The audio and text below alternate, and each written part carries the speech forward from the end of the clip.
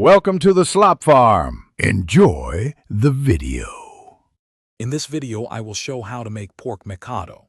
First, cut your pork shoulder into 2-inch cubes, ensuring uniform pieces for even cooking. Next, marinate the pork in a mixture of soy sauce and calamansi juice for at least 30 minutes to infuse flavor. Then, in a hot pan with a bit of oil, sear the marinated pork until all sides are beautifully golden brown. This step locks in the juices and adds depth to the dish. After searing, remove the pork and in the same pan, sauté minced garlic and sliced onions until they are fragrant and translucent. Now, add a can of rich tomato sauce, 2 bay leaves, and a few whole peppercorns to the mixture. Pour in about 2 cups of beef broth, making sure to deglaze the pan by scraping up all those flavorful brown bits from the bottom.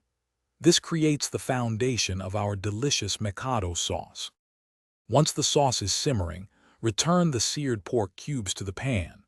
Cover and let it cook gently over low heat for about 1 hour or until the pork is tender.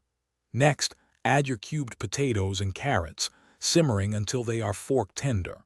Finally, during the last 5 minutes of cooking, stir in sliced bell peppers and a handful of green peas for color and freshness. This completes the main cooking process. Before serving, taste the Mechado and adjust the seasoning with salt and pepper as needed, ensuring a perfect balance of flavors. Serve this hearty pork Mechado hot, ideally alongside a generous portion of steamed white rice to soak up all that rich sauce. It's a truly satisfying and flavorful meal.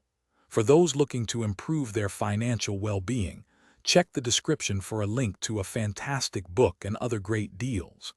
Enjoy your homemade Mechado. Thanks for watching. Consider subscribing if we helped you today.